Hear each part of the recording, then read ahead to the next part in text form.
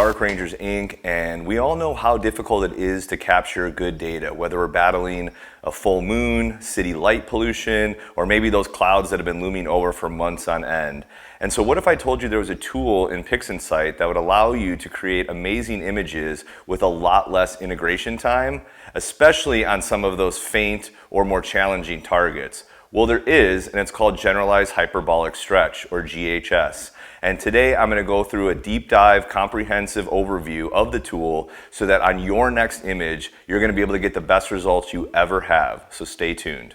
So if you want to go ahead and jump right to the tutorial, go ahead and click to this spot right here. If your ADD isn't kicking in already and you want to hear a 2-minute overview of why I decided to cover this topic, obviously it is an amazing tool and I know not a lot of people know how to use it, so they just kind of avoid it and stick to what they know. But secondly, on my most recent dark sky trip about a week and a half ago, I was going after one of the most challenging targets in the night sky, the Squid Nebula. And typically you need about 15 to 20 hours of data minimum to really get it to come out. And I only had gotten 4.5 hours. It was under Bortle 2 new moon skies, but I really had absolutely no hopes of coming up with a presentable image.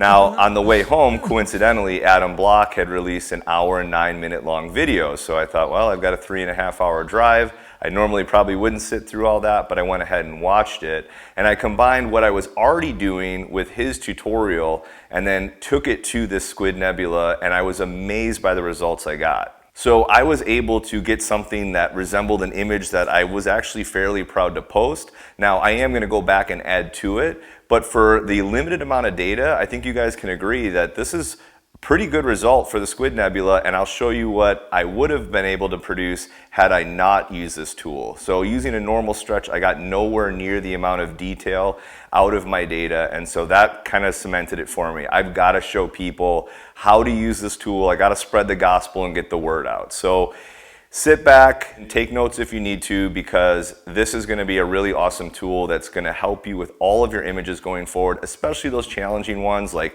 Orion, galaxies, or faint targets like the Squid Nebula. Oh, real quick, one last thing. If there is something that you're doing with GHS that I'm not, that I don't mention, please share it in the comments below. The whole point of this channel is to help each other take our astrophotography images to the next level. So if there's something that I don't mention that you know about, please put it in the comments section below. Let's get started. All right, so now we're in PixInsight, and I'm going to do a little bit of a spoiler just to show you guys how important and powerful this tool is. So this is the 4.5 hours of data with just a screen transfer function, and screen transfer function basically represents what a typical curved stretch would look like. Obviously you can pull a little bit more out than this, but compared to GHS, it looks like it's 3 times more data. This tool is the only reason I was able to actually do a first draft of the image that looks somewhat respectable. Now, I know I need to add more to it, but I was able to get a lot better result than I would have using a traditional stretching method. So what I want to do now is show you guys how we get there. So the first thing you're going to do is go to Process, and then Generalized Hyperbolic Stretch. And I went ahead and turned off the STF. So this is really what we're comparing it to. Hit the red X, and we're going to go to the circle to do the real-time preview down here.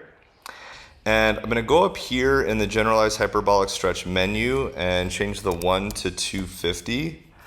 And what that's doing is just zooming in a ton because all the data was smushed up against the left. And so now we can actually see what we've got. And the first thing I like to do is set a first symmetry point. And the symmetry point is really where we're squeezing the data apart. It's really the kind of the middle of the S curve. And so we're going to send to SP by doing that. And you can move it around with that, or you can just use your mouse to click. You can also slide it down here as well. So we're going to send that to SP, and I'm going to go ahead and just slide this over. And as you can see, the red represents the S curve. And we're just trying to get something kind of visible. And so the local intensity, a lot of times there's a little bit of a dance between the local intensity. You can see what it's doing. It's sharpening that S, so we can get even more detail I might just change that symmetry point a little bit just to get us a little bit more contrast maybe. Yeah, and that's all we're really trying to do. So we're going to do several small stretches. I find that that works a lot better than trying to be a hero and do it all at once.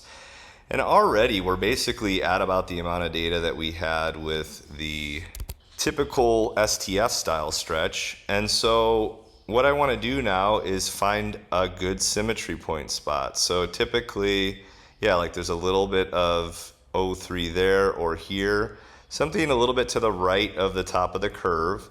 And we're going to set the symmetry point because, again, we want to spread the data out there around that symmetry point. So I'm going to go ahead and slide it to the right and look at that come alive. Hit it with a little local intensity maybe. Maybe we don't want to go that aggressive on the first one right there. You can see this little bit of lump starting to form. That's what I'm kind of wanting to avoid. We can always fix that, but that's a really good second stretch. I mean, that is already 2 to 3 times better than your basic STF. Like, we could stop there. It's a huge difference. So to that point, I'm gonna go right here, because if we put the symmetry point right about there, that really should help to, again, spread that point out and smooth it out. Send to SP. And yeah, you can see it's doing that nicely. Again, we don't want to go too far. But instead of being this steep with this lump, it's kind of smoothing out. We can try to maybe move it that way a little bit to kind of, there we go. And now if it's starting to get too dark, but you like what you've done, there are 2 sliders down here, Protect Shadow and Protect Highlights. So I can go to Protect Shadow, and what that'll do is keep that curve relatively similar, but it's just gonna bring it up. So we've gone from that to this. More contrast, the sky's a little darker, we've got more nebulosity. And honestly, depending on the look you're going for, since I didn't have a lot of data, I pressed it past this, but if this was a good amount of data, I'd probably be pretty close to done at this point. But we'll go ahead and apply that, and I'm gonna keep going just for the sake of this video, even though I might go past what I would, just because I wanna continue to showcase what it can do. So again, we have this little area right there. Let's see what that represents. Yeah, right there, right on the bright part of our nebula. So I'm going to send that to the symmetry point, and we're going to see if we can't extract just a little. There it is. You see that contrast coming out? Look, if I go back, look at that contrast, and the data really start to come alive. And the local intensity, and then we might just save the shadows a little bit. Before, after. And you see we just slowly but surely, step by step, just get a little bit more out of it each time. This is another kind of area where we see some change in the slope. So let's see, where is that? Kind of right there, that middle nebulosity, kind of the midpoint. So let's see if we can't get a little more out of there. There we go, smoothing that, more of a consistent ski slope style arc. And again, we'll bring it back. And now you can see it's not as much of a kink there. And then we've actually bumped up some more data over here as well. So let's do that. And honestly, we could just apply that same thing again. I'm not going to. I'm going to move down the line a little bit, where some of this data is, or some of this faint O3 signal. So there's O3 for the Bat Nebula. And so, yeah, let's see if we can get some of that out. And that's mostly kind of riding in this area right here. So, and then let's see, did we make it better? Yeah, I think we brought a little bit more out there. The other thing we can do too is we can slide this symmetry point and see if we can get some better, yeah, there we go. So we can slide the symmetry point and see if we don't get a little bit better result. So before, after, there we go, yeah. So you can slide the symmetry point using this just like on a typical curve. So we'll go ahead and apply that. And now I do want to show you the linear function as well, because the background is at like 0.34. We don't really have the darkest of backgrounds. We can go to linear, and then you can set the black point with this. You can also just use the typical slider in a curve, so you can move it that way. What you want to just avoid is clipping any of these. So you can also change the white point as well. So if you want to stretch it that way, you can see we're already clipping though right away. So if you want to see how far you can go before you start clipping, and then over here, we can just go to where, so we're already right kind of on the line. So that's those two features. You can go in there, and then you can go into midtones as well. Doesn't have the local intensity feature, and we can find, yeah, like something right in the midtone area and see what that does. But we're getting to the limit because that star is starting to get like totally blown out. And honestly, I wanted to show you some of these additional features, but I think we were probably done. Let's see if we slide that over. Yeah, so you can see we got even more out, but we're to the point now where this star is 98.9. Like we're pretty much running into the wall here in terms of how far we can go. But you can see we brought out a lot of this O3 in the surrounding Bat Nebula. And this is where we're at the point where I'd really need more data to keep pushing this. So my 4.5 hours, even though it was Bortle 2, is starting to kind of hit the wall here. And so, but I did want to show you the midtones and the linear as well. And so there is our squid. And remember, we are comparing it to this STF. So guys, I mean, if you look, there really is no contest in terms of the amount of detail. And now, you know, if you think that this was a little too far, you can always go to image, undo, and we can kick it back a couple, right? Maybe you want it a little bit more subtle just so you're preserving that star. That's probably a really good spot. And now we want to do the Bat Nebula. So we'll just do it, you know, we'll do it for practice. If you think you've got the gist of it, go ahead. We might discover a couple other things here with the Bat, but that is a nice overview. So let's go to the Bat Nebula. Now this target's not nearly as challenging. So this might be more of a kind of traditional or typical GHS that you're going to encounter. Again, we have STF off. Going to go to that preview again. Going to zoom in again to 250. And we'll pick a spot kind of right there. Send a preview. Again, just kind of representing the darkest part of the data. And we're just going to bring it up. Okay. Do the little dance with the local intensity, so we're able to get just a little bit more.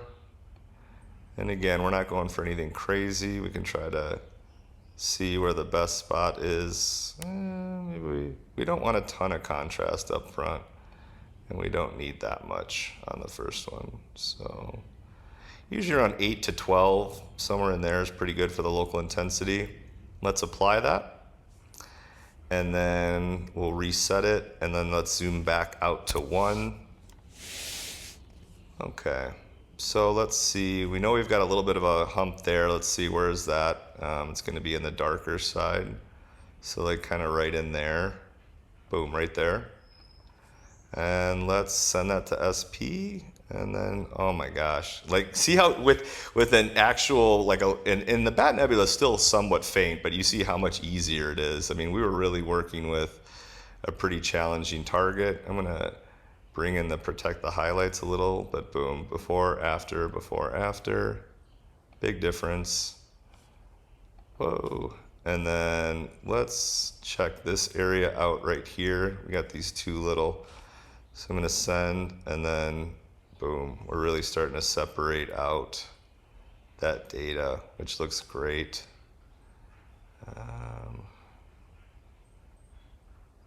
Okay. And then let's grab this spot right here. Yeah, maybe did I not hit send to SP? Yeah, there we go. I didn't hit send SP. I was wondering why it was doing the opposite of what I thought it would. So see how we're smoothing that out a little bit. And at the same time, we're getting even more data. So before, after, nice contrast starting to appear. So we'll go ahead and apply that. And you could see if it did it again, we'd probably be somewhat okay. I'm gonna smooth this out one more time, and then we're gonna try to get some more detail out of here. See how flat that is? Actually, let me show you. But see how that's on a, see how as soon as I click there, it was right on this little arch. That's usually a good indicator. When you see these arches, that's a good indicator. Now watch this, we'll get some more contrast and detail. I'm gonna use that protect the shadows.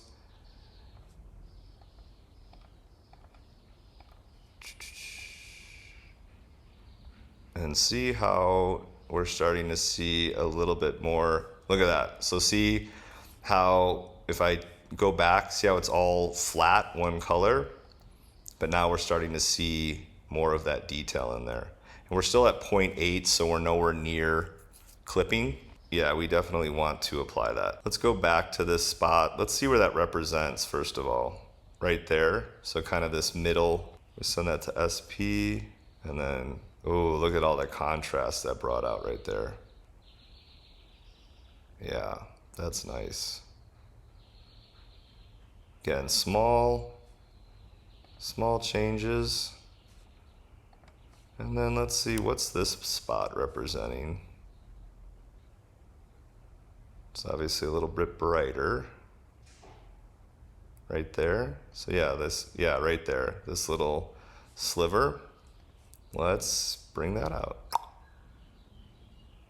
Okay. So we're separating, essentially what we're doing is we're separating that space. Let's protect the shadows a little, bring it up. And see how we've just eliminated that bump and we've smoothed out the curve. It's not a huge difference, but like look at all this area right in here. Look when I turn it off. Boom, it just comes alive.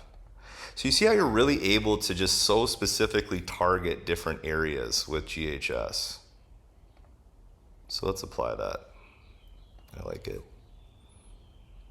And then, yeah, I mean, we've got the data. I mean, we can try to, I'm gonna wanna go to linear and let's just check the black point. So the background, 0.22. I usually like to be a little closer to like 0.18, 0.15. Yeah, so when we're actually on a piece of background, we're like 0.20. So probably just bump it just a little more. Yeah, there we go, like 0.19. 0.15 to 0.2 for me is good for the lows, and like 0.8 to 0.85 on the highs. That way you've got cushion on each side, but you're taking advantage of a lot of the kind of dynamic range. Let's try one right here since there still is a tiny bit of a mound. And that definitely smoothed it out. Let's see if we bring it back now. Yeah, a little bit better. So there we go. This was 15 hours of data, but it was from Bortle 5. We can relabel that HA, minimize it. We can relabel this one. It's gonna tell me I already have one. Named 03, so we're gonna. The one I had that's 03 was the one that I did before. So you can see I went a little bit more dramatic on that one. So then we can take the HA and the 03, and if we want to, we can bring up pixel math. So we go to process, pixel math, and then I have the formula I use. So I'm gonna do HOO because we only have hydrogen alpha and oxygen. So HA is in the red channel, green is the formula that I use. I'll put it in the description, and blue is 03, HOO squid. And we're gonna do RGB color, and then hit let it rip. And so there we go. Then from there, dynamic background extraction, do a star exterminator, take it into Photoshop, and then we get what I had as my final first draft. As you can see, guys, when you compare, what you'd get with a normal stretch compared to what you get with GHS, the reason I chose the squid is because obviously I was able to take 4.5 hours of data, which normally would not really be usable, with a normal curves transformation or histogram transformation, and utilizing GHS, I was able to make a respectable first draft. We'll go and add more to it later on and get an even better image, but hopefully this was helpful. If you guys are still with me, if you can, please hit the thumbs up button. The likes and subscribes on video let me know that you like content like this and you want more of it. As a newer channel, I really do rely on the analytics. Please comment as well if you want to see anything or if there's anything you need me to help you guys out with. Hopefully this was beneficial and worth your time, and I wish you guys the best out there. Clear skies. Definitely use this on your next target. Challenge yourself, take some of your old data or whatever your next one is, and take advantage of one of the most powerful tools here in PixInsight. Wide awake, smiling still in my bed, running scenes of last night through my head. I found myself in your home, said hello, put my name in your phone. Lost my friends.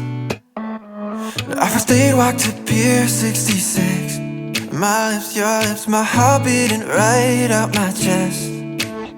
When I held you, I had something that I knew I need so bad. Yeah, I need your love so bad. Your